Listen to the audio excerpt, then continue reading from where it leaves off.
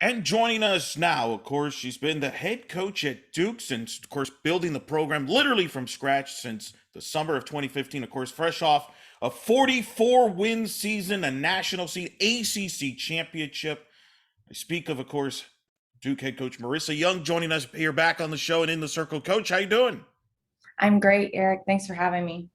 Well, let's talk about last year first, because that was such a significant year for the program. 44 wins, a national seed, first NCAA tournament appearance for the program, and of course that ACC championship. When you reflected back this offseason on last year, what comes to your mind? Just a culmination of all of the hard work and sacrifices from my coaching staff and our players who have bought in since day one and worked their tails off to make that happen. When you think about all the hard work, you built this program literally from day one, from scratch. What was that moment when you got that final out? You beat Clemson, won the ACC title, and you knew right there that no matter what, you're going to the NCAA tournament. 2020, it looked like you were going to be a tournament team, but obviously we all know what happened there. But to get that trophy from building I have to imagine there were a lot of things that went through your mind at that moment. There were a ton. And I think doing it after the COVID year and still in the midst of a pandemic really sealed the deal to me of how special this group is. We all know the impact that COVID had and the protocol, how challenging that made life alone, college athletics and the season and all of the impact it had on our student athletes. And for them to be so resilient and to come back and bounce back after that year being cut short, of having our best year yet and winning an ACC championship really told me that we can conquer this, we can do anything. You end up not only being in the NCAA tournament, but you get a national seed. You go to Athens. Describe that experience really from the start, from the selection Sunday. I don't know, did you have expectations you'd be a national seed? Because that was so unique. You're a national seed, but you're traveling, but still to be in the tournament and that experience. All of that was a wonderful experience. Again, just to have my athletes experience the success of their hard work. The selection show was an awesome experience to have. Coach K came and spoke to the team, and we had a moment with him, which was incredible. And it was a little disappointing having to travel as a national seed, but we put in our bid to be a host and we weren't selected. A lot of people thought that maybe we hadn't tried to be a host. We did, but we weren't selected early on, and we had to go on the road to Athens, and we know that that's a tough environment to compete in, but it's also a great experience for our athletes to be able to play in that environment. And we had some tough games there. Had to play a 12-inning game against Western Kentucky and come back and play Georgia in a tough game that went back and forth and back and forth. So disappointed in the outcome, but it's definitely a stepping stone for our program. And we know this year, not only do we want to be a regional team, but super regional and hopefully at the World Series. Man, last year was so bizarre in that the selection process for the hosting was done weeks in advance. I feel like if it was a normal year, you would have been an easy selection to host. I feel like, that being kind of trying to pick things weeks in advance probably is very difficult. But what do you want your players, especially the returners, from that experience to learn from that experience to use for this year? I think experience is the best teacher. And so now, instead of aspiring to be somewhere we haven't been, we know we've been there, done that. And now that has been sort of the measuring stick for us. Every practice, every scrimmage, every fall game. We're not just saying, did we win that moment, but is what we're doing good enough to win those postseason games and to beat the top teams in the country. And so I think it's great for us, having had that postseason experience now, to know the little things that it's going to take for us to advance to the next level. Based on some of the scores in the fall, I feel like your team too is playing with a chip on their shoulder, like unfit. I mean, you've been crushing the ball. What's been your thoughts on the fall? I mean, it seems from the outside it's going very well. How is it going from your perspective? This group has been relentless. They've not let up one bit. It's great to have a senior group, a lot of upperclassmen that have come back, and They know what it takes. They're putting in the work, and they're leading the way for the younger freshmen that have come aboard that are super talented, but are still getting into the system and sort of figuring out how all of this works. I think that, they know what it takes at this point, and they're continuing to raise the bar in every area of our game. And we've been able to see the depth that we have in this program now. We've got even our number twos, go out and run roll teams, and that's impressive. And the freshmen have really stepped in and stepped up and are going to add a lot of versatility to this program. Well, and I want to talk about the freshmen in particular, this class, because this class was a top 5 national recruiting class from all the, extra inning softball, they cover the rankings and the recruiting standpoint. You've had now, it was just announced, another top 10 recruiting class for next year. So there's a lot of momentum here in this program. Just talking from a recruiting standpoint there with, people are really excited to come to your program. Just talk about that momentum from a recruiting standpoint, because you've been building it, year by year, and it's starting to pay off. Recruiting has definitely changed for me. It was one thing early on to have to sell a dream and to sell what we're working towards and what we hope to build. And obviously now, having had the success that we've had in the short period of time, people are seeing that has become a reality. And I think that they are able to see that we're going to be a program that's going to continue to compete in the top 25, to compete for championships, and a place that they're going to get a great education. And so again, I pay tribute to the first group that came here on that dream, that sort of took our word for what we were going to build here. And they've laid the foundation and established a success that we can now build off of. And it's made recruiting a lot easier being where we are today. When you, now that the team has been successful on the field, being on TV as you've been with the ACC network and of course postseason, ESPN, and all that, has that also changed the kind of the narrative in recruiting? Because you mentioned earlier, at the beginning, it's the dream. It's kind of like a vision building this program. But now you're having success. You're in the top 25. You're competing for the conference championship. I would imagine some of the conversations has kind of changed in a positive way, in that people now see what you're talking about. And they're like, yeah, you were right. I want to go there. I want to be a part of that. Definitely. It is. We're no longer the team that sneaks up on anybody. People, we have an X on our back, and every day we've got to show up and play our best softball, because teams expect good things from Duke softball. And it's been great for recruits to now, walk out to the field and they ask where's the D, or where's that school? People know Duke softball, and they know the caliber of softball that we're putting out on the field. There was a lot of firsts for the program last year, among them being a first All-American, and that was Deja Davis. Hit 389, 7 homers, 28 RBIs, 7 triples, 14 steals. Is there anything she can't do? No, and to tell you she did all that on a bum knee. She had knee surgery as soon as the season was over. Just speaks to what Deja's capable of. She's an incredible athlete, an incredible leader for our program, and just a selfless human being. She played through a lot of pain last year with her knee injury, and still was remarkable. So we're looking forward to seeing her back pain-free this year, doing what she does best.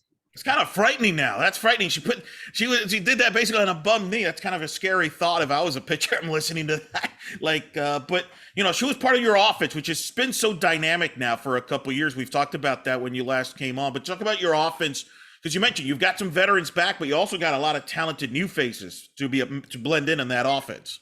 Yeah, we have a lot of diversity in our lineup: speed, power, people that hit for average and shoot the gap. And I think that makes us pretty dynamic, and we can score a lot of runs in a lot of different ways. So we haven't been stifled by any particular pitching, because we've got such a blend of that speed and power. I think our veterans have learned a lot about just pitch selection and their approach at the plate, which has helped them be more consistent. And like I said, our freshmen are coming in and competing and doing great things as well. Of the freshman class, who has stood out in this fall that's even I don't know if I would say ahead of the curve, but it's, some of the players that are certainly going to contribute to your team? Because since you've been, building this program, part of the reason you've had the success you've had in building the program is you've had freshmen step in and contribute right away. Yes, they have had that opportunity to come here and compete for playing time. And I think that that's exciting for them to know that, you know, even as a freshman, I can provide something to this program. And Anna Gold has definitely been one that stepped up and made things look easy in so many ways. She's an incredible third baseman with cat-like reflexes, a cannon for an arm. And I think she led the team with home runs this fall as well. So she's done a great job for us. Jada Baker is a shortstop playing behind senior Jamison Cable, but she's come a long way and is going to provide us some good depth in the middle infield. And then Taylor Kraft is also a catcher who's provided some explosive offense at the plate. You mentioned Jamison Cable. She's back, first team All ACC, 320, 4 homers, 33. What does it mean to have her back and be a part of this? I would imagine one of your leaders too on the team.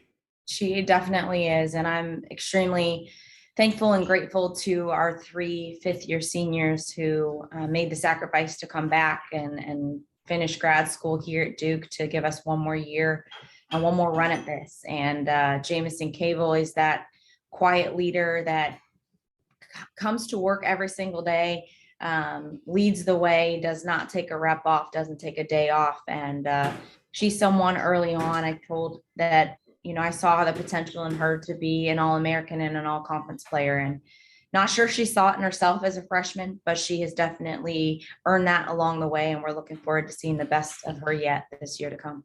It has to be a huge bonus because this wasn't planned. This is the way it's worked out with everything we've gone through the last 2 years. But to have a Cable back, to have the super seniors back, to blend in with this, you know, new freshman class, to learn from these veterans, it's got to be a huge plus for you because you weren't thinking this when you were, you know, recruiting these players to come in.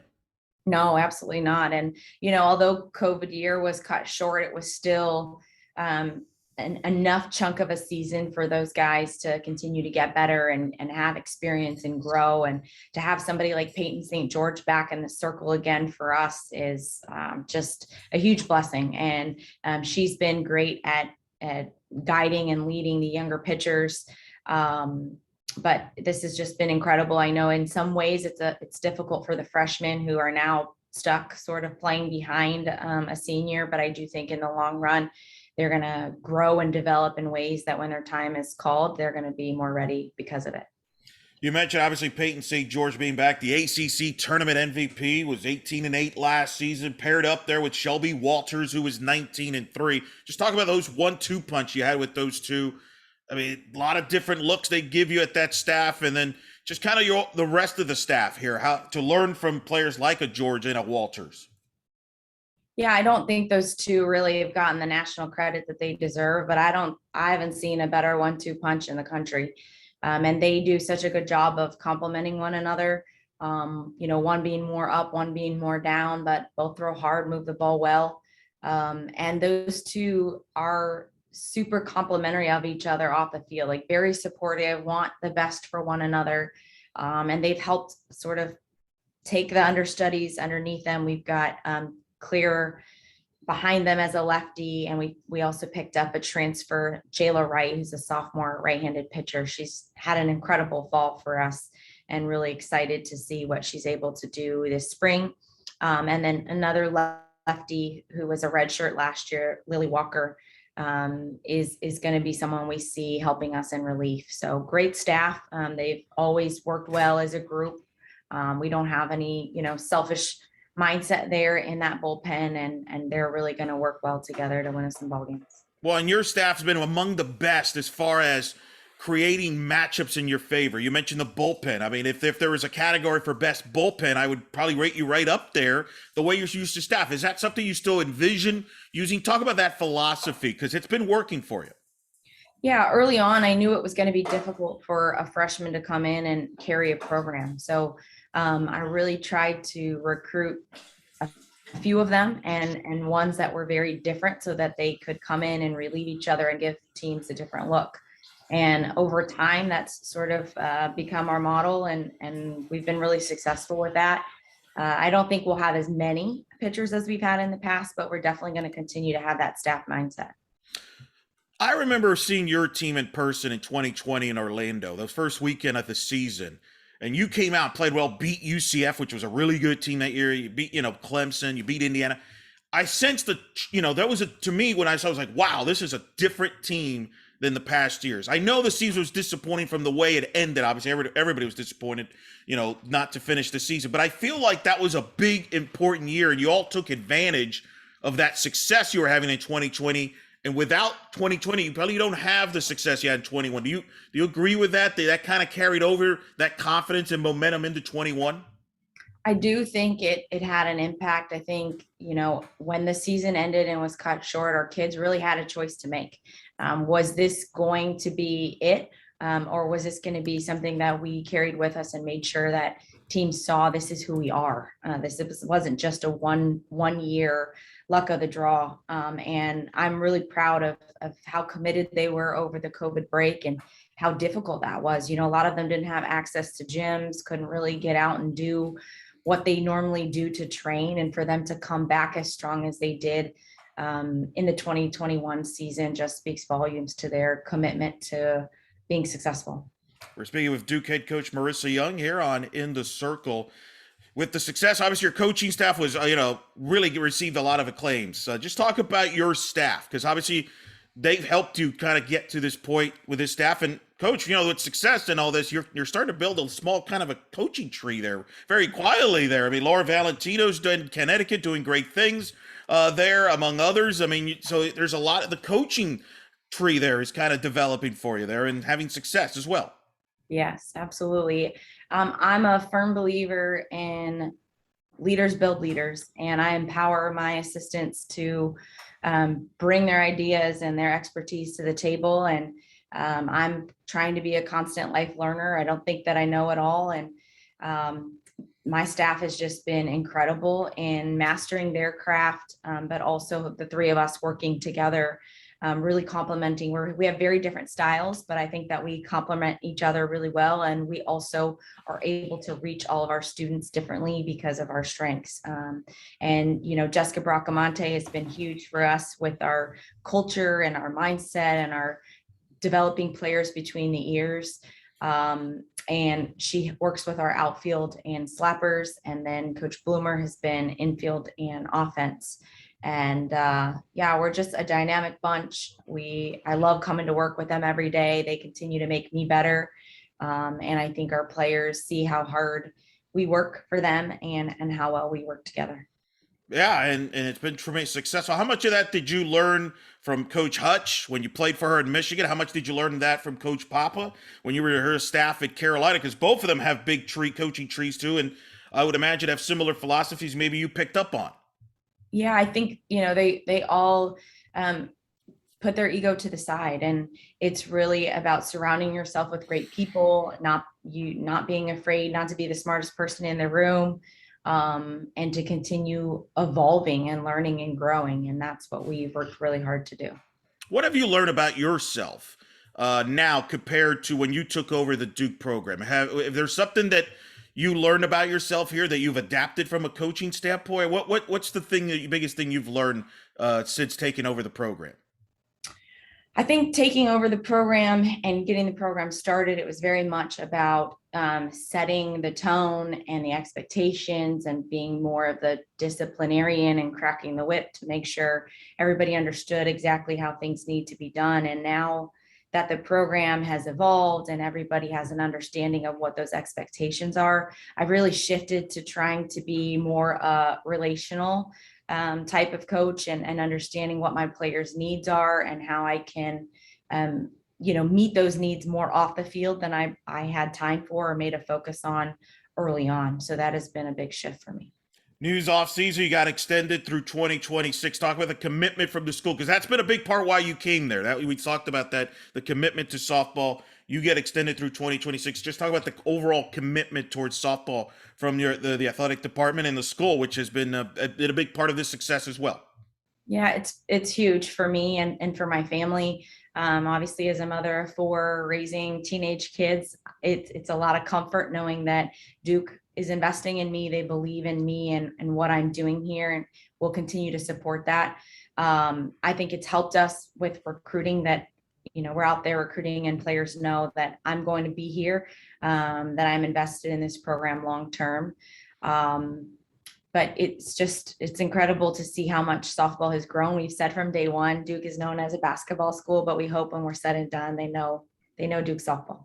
I think they're headed that way, and it helps when Coach K comes to talk to your team, as you mentioned, on Selection Sunday. And I have to ask, because this is his final season coaching there. That's going to be kind of weird. What's it been like being on campus with him and seeing how he's built the men's basketball program? Because I'm sure you've also picked his brain on some things as well. Because in a lot of ways, when he arrived at Duke, he kind of had to build the program from where they were to the top where he's building now. So I would imagine there's been conversations about that.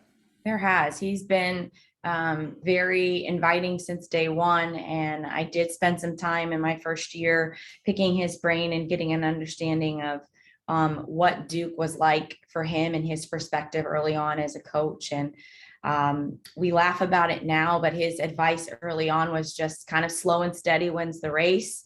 That building a program here was going to be challenging and difficult, and sort of be ready for that long-term race. And so when we won that ACC championship and he came back, he was pretty impressed with how quickly we were able to do that. And just really, he was amazed at how well we've done as a program, and really proud of our players, because what we've done hasn't been easy. No, and that's just so awesome. He got to take the time to talk to him. I mean, it's going to be weird not to see him there. Are you kind of trying to sneak out there to Cameron to make sure you catch him on the sidelines there? Because there's not too many more opportunities there. And then, of course, Coach Shire will take over, which you can kind of relate to him in that he's right there on the staff of a legendary coach. You've been on a staff on a legendary coach and played for a legendary coach. Yeah, I'm sure he's going to have his challenges of figuring out how he's going to make that his own. But most of our players went to the Cameron Indoor for the Cameron Countdown to Crazy early on. And obviously we take recruits to games several times a year. So I do get in there to be able to see basketball up close and personal. And it's just been incredible to see what he's been able to do in the basketball community, not only at Duke, but in Durham with his Emily K Center, and then what he's done with the USA team. Those are obviously goals I have of my own, of things to accomplish down the road. Yeah, that's got. If I'm a recruit, yeah, that's real tough. Yeah, take me to Cameron to watch Duke basketball. Heck, I'm sure the parents are chiming in like, Coach, take us too. Take us on that tour. Yes, yeah. ACC, strong league, to win the league that's strong, with Florida State playing for the national championship. Clemson, what they did and they're up and doing. Notre Dame, just talk about the league as a whole. It's deeper and deeper and as strong as ever. Yes, and Virginia Tech in there as well at the top. Just a lot of respect for the coaches in our conference, and how hard everyone's worked to continue to elevate the ACC. Every weekend felt like a battle. And last year when we played 4 series games, that was brutal. It was tough. But I think it's just going to continue to make us better by having that competition within conference weekend in and weekend out.